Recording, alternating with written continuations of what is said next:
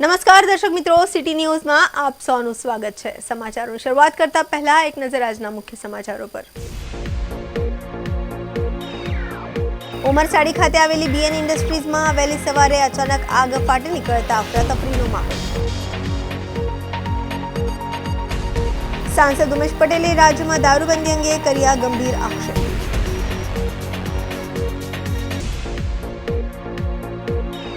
જિલ્લા કક્ષાના બાળ વૈજ્ઞાનિક પ્રદર્શન 2025-26 ઉદવાડા ખાતે યોજાયું। મંત્રી કનુભાઈ દેસાઈના હસ્તે વિકાસના અનેક કામોના ખાતમુહૂર્ત અને લોકાર્પણ કરાયું। હવે સમાચાર વિગતવાર જોઈએ। વલસાડ જિલ્લાના પારડીમાં આવેલી એક કંપનીમાં ભીષણ આગ લાગવાની ઘટના સામે આવી છે। પારડીના ઉમરસાડી ખાતે આવેલી બીએન ઇન્ડસ્ટ્રીઝમાં વહેલી સવારે અચાનક આગ ફાટી નીકળતા અફરાતફરીનો માહોલ સર્જાયો હતો।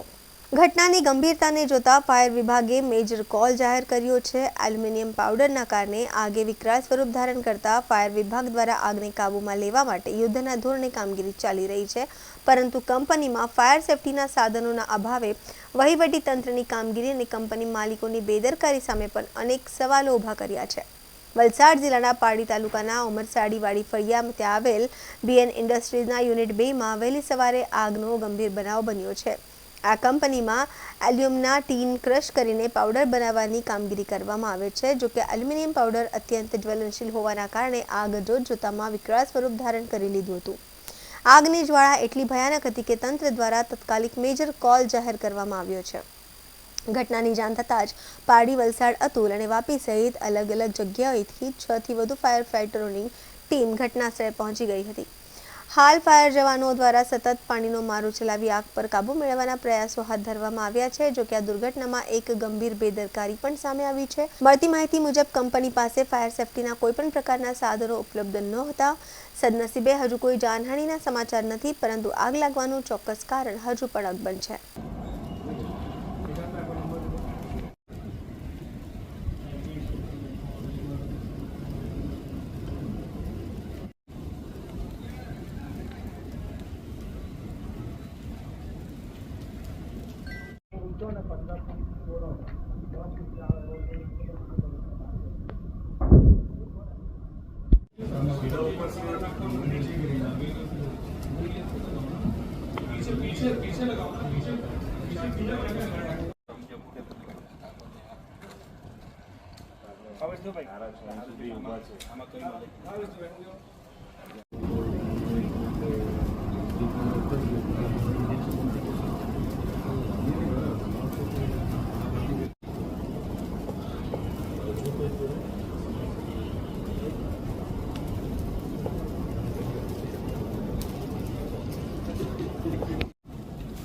इधर पंपिंग और कंक्रीटिंग कुछ नहीं हो सकता।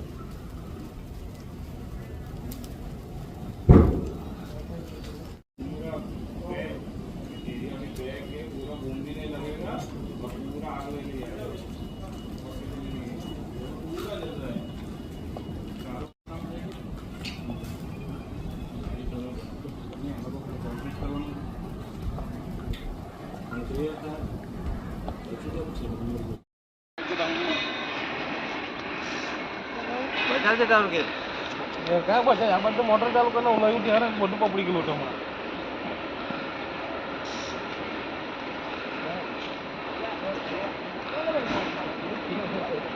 ગુજરાતમાં દારૂબંધીનો મુદ્દો ફરી સંસદમાં ગુંજ્યો છે। દમણ દીવના સાંસદ ઉમેશ પટેલે રાજ્યમાં દારૂબંધી અંગે ગંભીર આક્ષેપો કર્યા છે। દારૂબંધી હોવા છતાં દર વર્ષે 20 થી 25 હજાર કરોડનો દારૂ વેચાતો હોવાનો ઉમેશ પટેલનો આક્ષેપ। બંધી હોવા છતાં દારૂ પીવાની અપાય છે પરમિટ। ગિફ્ટ સિટી સહિત કેટલીક હોટલોમાં દારૂના વેચાણ પર સરકારે છૂટ આપી છે। ગુજરાતની દારૂબંધી અંગે દમણ દીવ સાંસદનો કટાક્ષ। ગુજરાત સહિત દારૂબંધીવાળા અન્ય રાજ્યોમાં પણ દારૂની છૂટ આપવી જોઈએ। હેલ્થ સિક્યુરિટી અને નેશનલ સિક્યુરિટી બિલ અંગે મત વ્યક્ત કરતા રજૂઆત સેસ બિલ પાછું લઈ વ્યાપક તમાકુ નિયંત્રણ કાનૂન લાવવાની ઉમેશ પટેલની માંગ કરાઈ છે। हमारे पड़ोस में गुजरात में शराबबंदी है, फिर भी शराब आसानी से उनके हर गली मोहल्ले में मिलती है। और मजे की बात है, गुजरात में शराब के सेवन के लिए कानूनी परमिट मिल जाती है और सभी 77 होटलों को, रेस्टोरेंटों को शराब परोसने का लाइसेंस भी दिया जाता है। गुजरात के गिफ्ट सिटी में शराब सेवन की छूट दी जाती है। महोदय जी, एक कैसा प्रतिबंध है? दारू जहां वहां बिकती है, वहां परमिट मिलती है, फिर भी दारूबंदी है। आज ये शराब के रेवेन्यू का 25 से 30 हजार करोड़ का काला कारोबार फल फूल रहा है गुजरात में। इससे अच्छा कि गुजरात की नियंत्रित बिक्री का वैध कर राजस्व लिया जाए। कम से कम वो पैसा बस तंत्र की तिजोरी में जाने के बजाय सरकार की तिजोरी में आए। जब सरकार ने नशे के राजस्व से कमाने का ठान नहीं लिया है, तो गुजरात सहित देश के बाकी राज्यों में जहां शराब पर पाबंदी लगाई है, उसे पूरी तरह से हटा दिया जाए, जिससे शराब के काले कारोबार खत्म हो, सरकार को रेवेन्यू मिल सके। ऐसे भी जैसे सर 15 सिर्फ थोड़ा ही है, खत्म कर रहा हूँ सर। मॉनसून में तो आपने एक भी बिल पर चर्चा नहीं की, कम से कम 30 सेकंड तो दे दीजिए, मैं खत्म करूं। जिससे शराब के काले कारोबारों को खत्म कर सरकार को रेवेन्यू मिल सके। ऐसा भी जब जहरीले नशीले पदार्थ पर संपूर्ण प्रतिबंध नहीं है, तो शराब पर क्यों है? हम जब विकसित राष्ट्र की बात कर रहे हैं, तो हमें विकसित राष्ट्र की तरह सोचना भी होगा। महोदय जी, इसलिए मेरा मानना है कि केवल प्रतिबंध से नहीं कुछ होगा। प्रतिबंध कभी कभी भ्रष्टाचार का बड़ा दरवाजा खोलता है और काले कारोबारों का, काले धन का साम्राज्य खड़ा कर। હનુમાન બેનીવાલજી સમાચારોમાં સમય છે નાનકડા વિરામનો. વિરામ બાદ આપ જોઈ શકશો જિલ્લા કક્ષાના બાળ વૈજ્ઞાનિક પ્રદર્શન 2025-26 ઉદવાડા ખાતે યોજાયું. મંત્રી કનુભાઈ દેસાઈના હસ્તે વિકાસના અનેક કામોના ખાતમુહૂર્ત અને લોકાર્પણ કરાયું.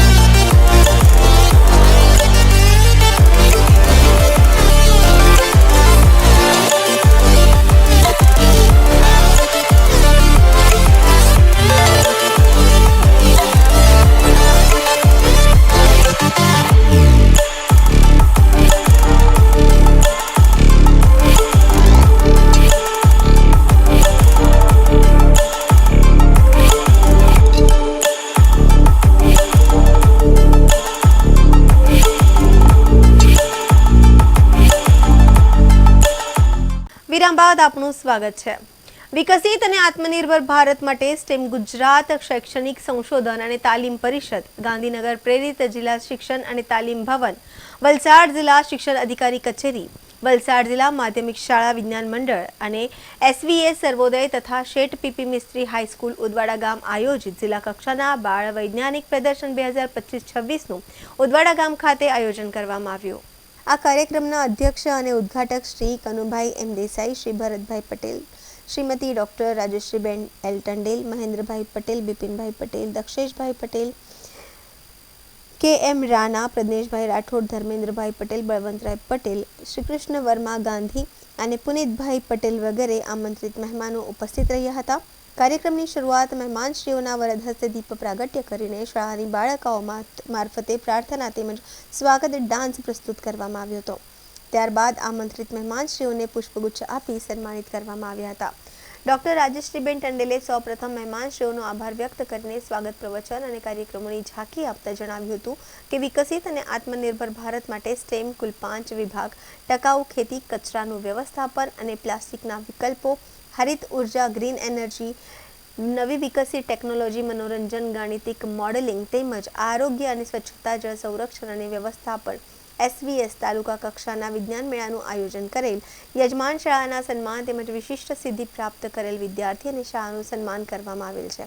સાજિયા રૈન અને Anjali Chauhan Marothiya English medium school Vapi રાષ્ટ્રીય કક્ષાના વિજ્ઞાન પ્રદર્શનમાં પ્રતિનિધિત્વ જિલ્લાનું અને ગુજરાત રાજ્યનું નામ રોશન કર્યું છે. બરાઈ પ્રાથમિક શાળા જિલ્લા કક્ષાએ પ્રાથમિક વિભાગમાં સૂક્ષ્મ શાળા એવોર્ડ વિજેતા, ભગીની સમાજ જિલ્લા કક્ષાએ માધ્યમિક વિભાગમાં રાજ્ય શાળા એવોર્ડ વિજેતા, ઉપરોક્ત તમામ વિજેતા શાળાઓને પ્રમાણપત્ર તેમજ એવોર્ડ આપી સન્માનિત કરવામાં આવ્યા. I am Nidhi and he is Kripa. We are here to introduce our project with the help of let us introduce our project with the help of Kripa. आज आप सभी को मैं दिखाने जा रही हूँ हमारा स्मार्ट एग्रीकल्चर चैम्बर. तो और आप मैं दिखाती हूँ आपको फार्म चेकर.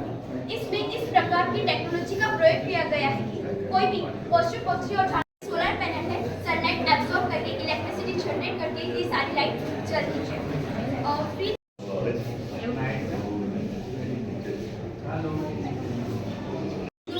देखो अब इसमें वो करिए तो साइलेंट बजने लग जाएगा. अगर इसको हम साफ कर देंगे तो ये बंद हो जाएगा. ये सवारे सनलाइटથી ચાર્જ થઈને રાતના અને સી વોટરથી એફિશિયન્સી ફિલ કરે છે. અમારી factory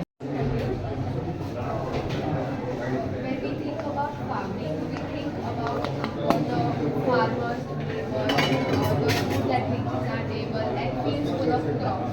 But it is based on વિજ્ઞાનમાં આગળ વધે છે ત્યારે આપણું ભારત પણ એમાં પાછળ નહીં રહી જાય એના માટે જે આયોજનો કરવામાં આવ્યા છે. ખાસ કરીને આજે આ પ્રદર્શનમાં મેં જોયું તો નાના નાના બાળકો તાલુકા કક્ષાના જે વિજ્ઞાન મેળામાં બાળકોએ જે રજૂઆત કરી, હું ખાસ બાળકોની તો સાથે સાથે શિક્ષકોને પણ અભિનંદન આપીશ કે એમણે આટલી સુંદર તૈયારી કરાવી અને આપણું ભવિષ્ય એક બાળકો છે એ આપણા દેશના યશસ્વી વડાપ્રધાન ગુજરાતના મુખ્યમંત્રી હતા ત્યારે જાણતા હતા અને એટલા માટે જ એણે શાળા પ્રવેશોત્સવ માનનીય મોદીજીએ શરૂ કરાવ્યો કે આ ભારતનું ગુજરાતનું એક પણ બાળક શિક્ષણથી વંચિત નહીં રહે. જો સારા નાગરિક બનવું હોય તો માણસ નાગરિક શિક્ષિત હોવો જોઈએ અને એના માટે જ એમણે શાળા પ્રવેશોત્સવ શરૂ કરાવ્યો. આજરોજ GCRT ગાંધીનગર પ્રેરિત અને જિલ્લા શિક્ષણ તાલીમ વન વલસાડ, જિલ્લા શિક્ષણ અધિકારીની કચેરી વલસાડ, જિલ્લા વિજ્ઞાન મંડળ અને સેટ PP મિસ્ત્રી શાળા ઉદવાડા આયોજિત જિલ્લા કક્ષાનું બાળ વૈજ્ઞાનિક પ્રદર્શન 2025-26નું આયોજન કર્યું હતું, જેની અંદર અધ્યક્ષ અને ઉદ્ઘાટક તરીકે માનનીય શ્રી કનુભાઈ સાહેબ, માનનીય કેબિનેટ મંત્રી શ્રી ઉપસ્થિત રહ્યા હતા અને સાથે વલસાડ વિભાગના ધારાસભ્ય શ્રી ભરતભાઈ પટેલ તથા અન્ય મહાનુભાવો ઉપસ્થિત રહી વિદ્યાર્થીઓને પ્રોત્સાહિત કર્યા. આ સદર વૈજ્ઞાનિક પ્રદર્શનમાં જિલ્લા કક્ષાના એટલે કે SVS કક્ષાએથી આવેલી કૃતિઓ એટલે દરેક વિભાગની 2 કૃતિઓ, આમ 60 કૃતિઓ 5 વિભાગમાં ભાગ લીધો છે, જેની મૂળ થીમ છે વિકસિત અને આત્મનિર્ભર ભારત માટે STEM એટલે સાયન્સ, ટેકનોલોજી, એન્જિનિયરિંગ અને મેથેમેટિક્સ કઈ રીતે વિકસિત અને આત્મનિર્ભર ભારત માટે ઉપયોગી થઈ શકે એ આધારિત એની 5 સબ થીમ છે. એ 5 સબ થીમ પર વિદ્યાર્થીઓ ખૂબ જ સુંદર રીતે કૃતિઓ રજૂ કરી છે. મારે સૌને અનુરોધ છે કે વિદ્યાર્થીઓને પ્રોત્સાહિત કરવા માટે આ જિલ્લા બાળ વૈજ્ઞાનિક પ્રદર્શનનો આજે અને આવતીકાલે નિહાળો, એમને પ્રોત્સાહિત કરો અને બાળકોએ જે કંઈ પણ નવી કૃતિ રજૂ કરી છે, વલસાડ જિલ્લાનો આમ રેકોર્ડ રહ્યો છે કે નેશનલ કક્ષા સુધી જાય છે, તો અહીંથી ઝોન કક્ષાએ જશે, ઝોનથી રાજ્યમાં જશે અને રાજ્યમાંથી જો પસંદગી થાય તો રાષ્ટ્રીય કક્ષા સુધી પણ આ કૃતિઓ પહોંચે એવી કૃતિઓ છે. તો વિદ્યાર્થીઓને પ્રોત્સાહિત કરે. Thank you. વલસાડ જિલ્લાના નાનાપોંડામાં જીવદયાનું એક ઉત્તમ ઉદાહરણ સામે આવ્યું છે. સામાન્ય રીતે માણસને CPR આપીને જીવ બચાવવાની ઘટનાઓ આપણે સાંભળી છે, પરંતુ અહીં એક રેસ્ક્યુઅરે કરંટ લાગવાથી મૃત્યુના આરે પહોંચેલા સાપને પોતાના મોઢા વડે શ્વાસ આપીને નવજીવન બક્ષ્યું છે. આ અનોખી સેવા બદલ રાજ્યના વન અને પર્યાવરણ મંત્રીએ પણ રેસ્ક્યુઅરની કામગીરીની નોંધ લીધી છે. વલસાડ જિલ્લાના નાનાપોંડા તાલુકાના આમધા ગામ અહીં નિશાળ ફળિયામાં આવેલ એક ખેતરમાં ખેડૂતો જ્યારે ભાત કાપણી કરી રહ્યા હતા ત્યારે એક ધામણ પ્રજાતિનો સાપ વીજ કંપનીની 3-ફેઝ લાઇન પર ચડી ગયો હતો. થાંભલાની ટોચ પર પહોંચતા સાપને જોરદાર વીજ કરંટ લાગ્યો અને તેને આશરે 15 ફૂટ ઊંચાઈથી જમીન પર પટકાયો હતો. કરંટ લાગવાના કારણે સાપની હાલત અત્યંત ગંભીર બની ગઈ હતી. ઘટનાની જાણ વાઇલ્ડ લાઇફ રેસ્ક્યુ ટ્રસ્ટના મુકેશભાઈ વાયડને થતાં તેઓ તાત્કાલિક સ્થળ પર દોડી આવ્યા હતા. તેમણે જોયું છે કે સાપના શ્વાસ રૂંધાઈ રહ્યા છે. ક્ષણનો પણ વિલંબ કર્યા વિના મુકેશભાઈએ સાપનું મોઢું ખોલીને પોતાના મોઢા વડે તેમાં હવા ભરી CPR આપવાનું શરૂ કર્યું હતું. સતત 25 થી 30 મિનિટની જહેમત બાદ સાપના શ્વાસ ફરી શરૂ થયા હતા. સાપ સ્વસ્થ થતાં તેને સુરક્ષિત રીતે કુદરતી વાતાવરણમાં મુક્ત કરવામાં આવ્યો હતો. આ મૂક પશુ પ્રત્યેની સંવેદનાની વાત રાજ્યના વન અને પર્યાવરણ મંત્રી અર્જુનભાઈ મોઢવાડિયા સુધી પહોંચી હતી. મંત્રીએ સ્વયં મુકેશભાઈને ફોન કરીને અભિનંદન પાઠવ્યા હતા અને એક પ્રશંસા પત્ર પણ મોકલ્યો હતો.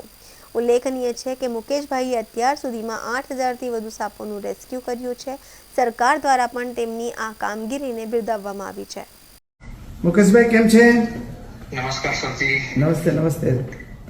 મેં તમારો વિડીયો જોયો હે? જી સર. બહુ ઇન્ટરેસ્ટિંગ છે.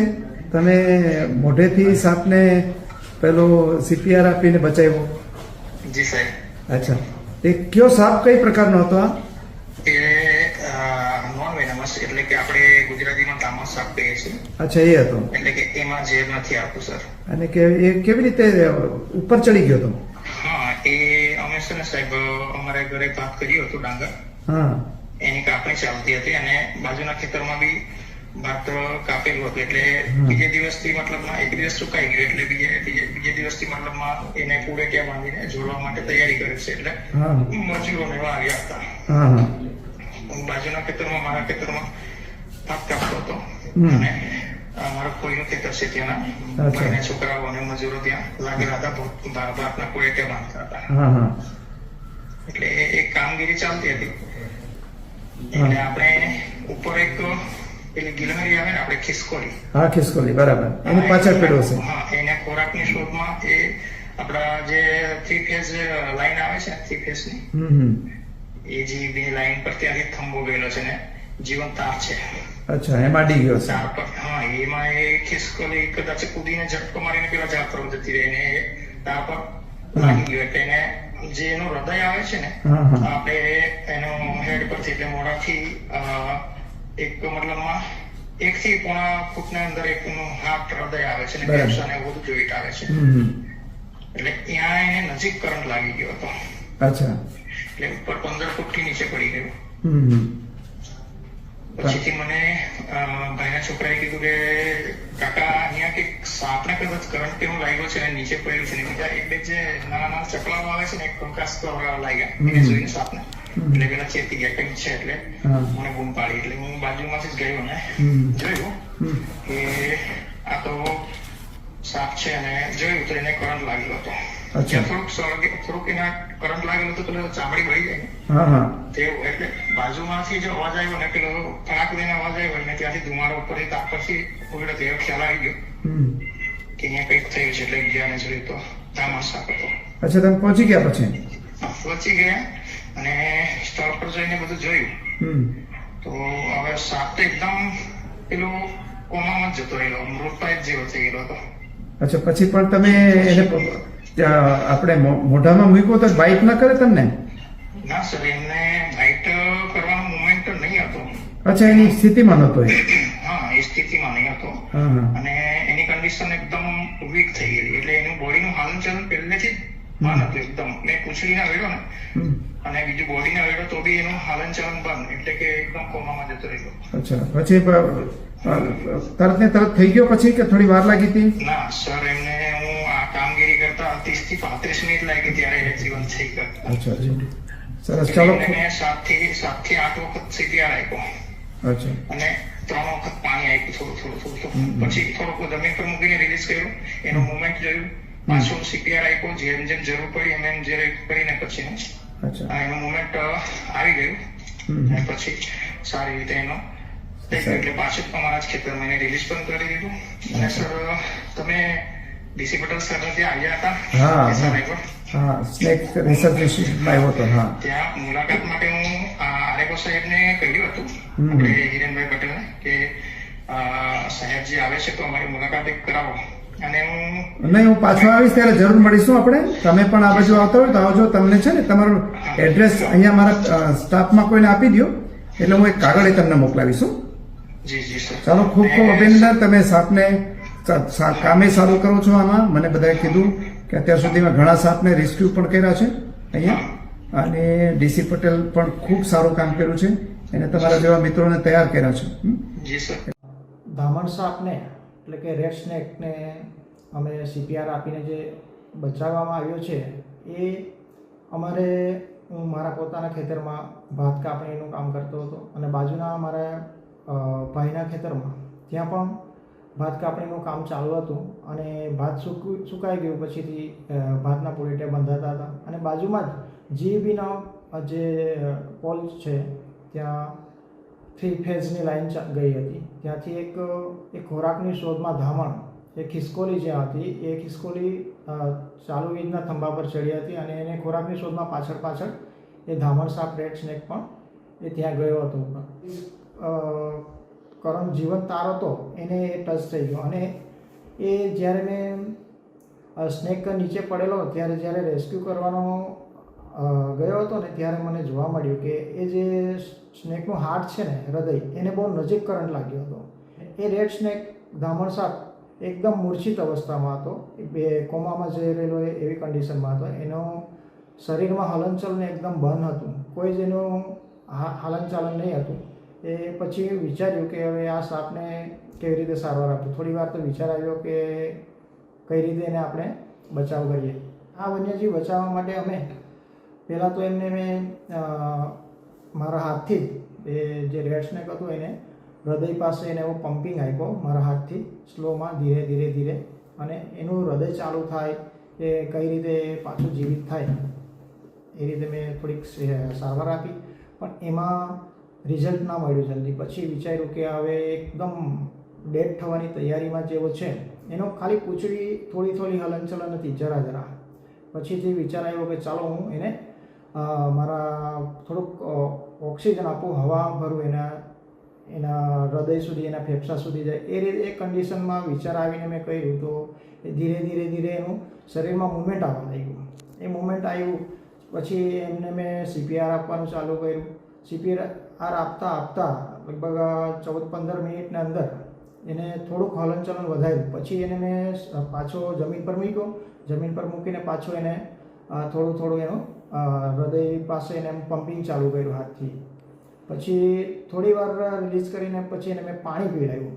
એવી રીતે મેં CPR આપું છું, થોડુંક રિલીઝ કરું છું, પાણી પીવડાવું છું. એવી રીતે મેં 3 વાર પાણી પીવડાવ્યું અને 7 થી 8 વખત CPR આપ્યું. એ તો સંપૂર્ણ રીતે એકદમ સ્વસ્થ થવા લાગ્યો. આ એક રેડ સ્નેક પાછો સ્વસ્થ થઈ ગયો અને આ પ્રકૃતિમાં અમે પાછો એને રિલીઝ કરી દીધો. પ્રકૃતિને એટલે કે મારા ખેતરમાં જ અમે પાછો એને રિલીઝ કરી દીધો છે અને સંપૂર્ણપણે સ્વસ્થ હતો.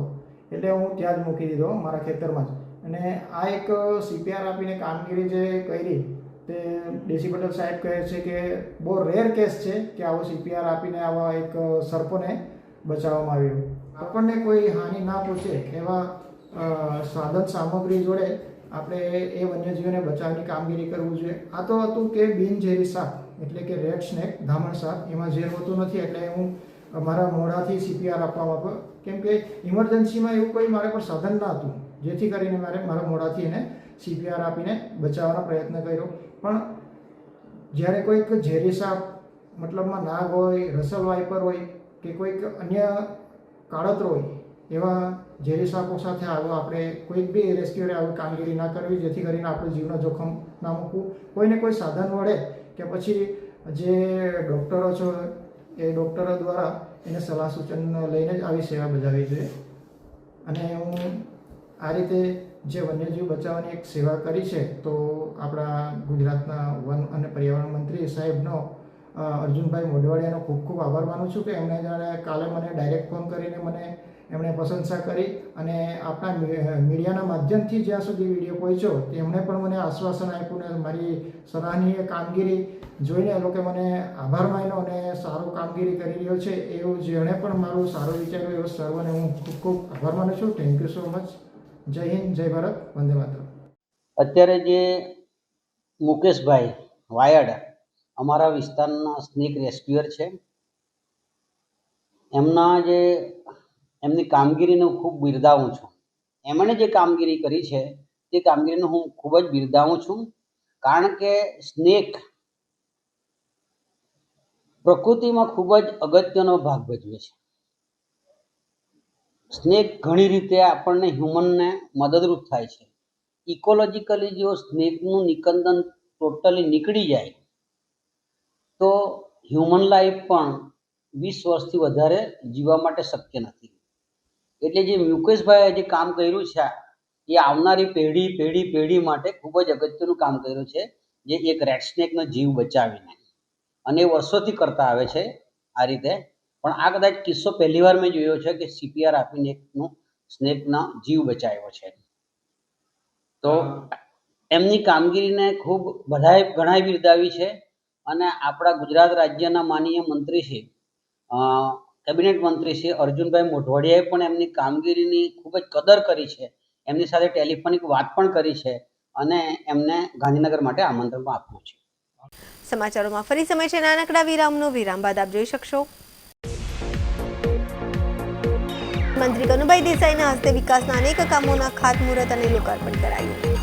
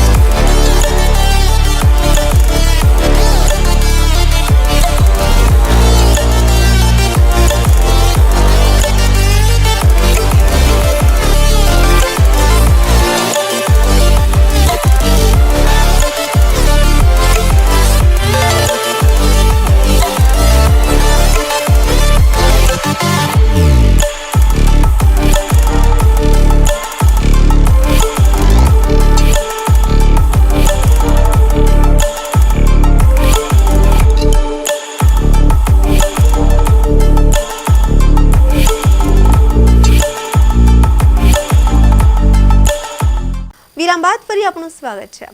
વાપીના છેવાડે આવેલ હરિયા પાર્ક વિસ્તારમાં રાજ્યના નાના અને શહેરી વિકાસ મંત્રી કનુભાઈ દેસાઈના હસ્તે વિકાસના અનેક કામોના ખાતમુહૂર્ત અને લોકાર્પણ કરવામાં આવ્યું. વાપી મહાનગરપાલિકા બન્યા બાદ વાપીના તમામ વિસ્તારોનો સર્વાંગીણ વિકાસ થઈ રહ્યો છે. અગાઉના શહેરી વિસ્તારોના વિકાસની સાથે હવાનવે જોડાયેલા વિસ્તારોમાં પણ વિકાસના કામોને વેગ મળી રહ્યો છે.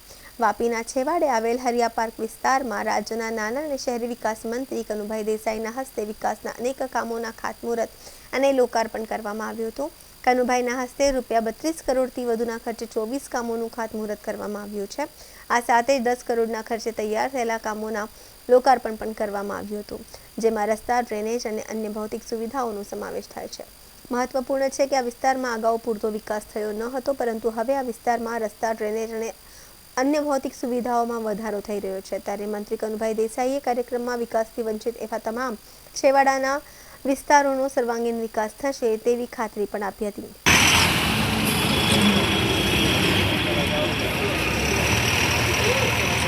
શકીએ છીએ.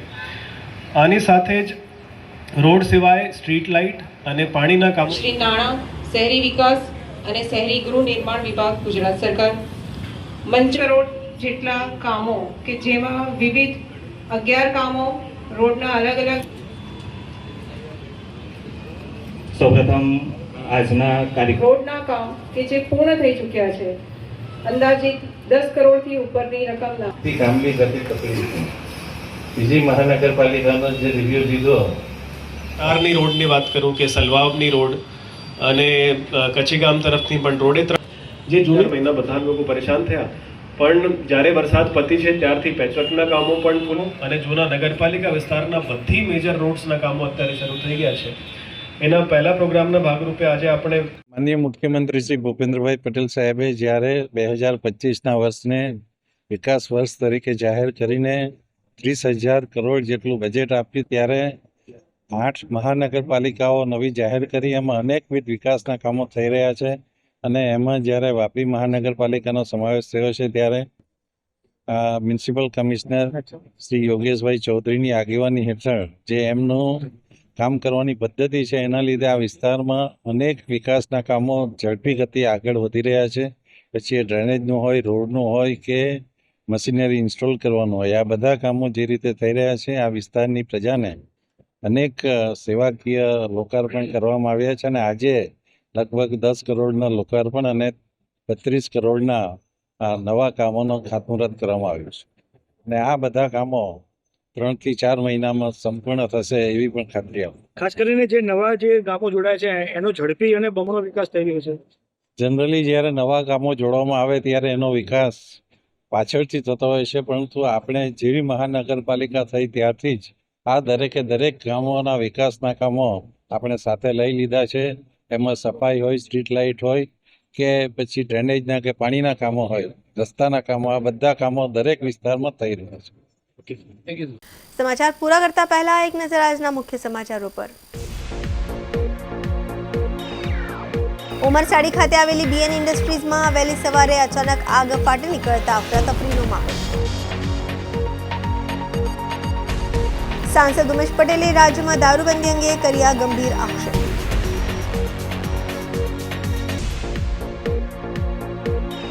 જિલ્લા કક્ષાના બાળ વૈજ્ઞાનિક પ્રદર્શન 2025-26 ઉદવાડા ખાતે યોજાયું.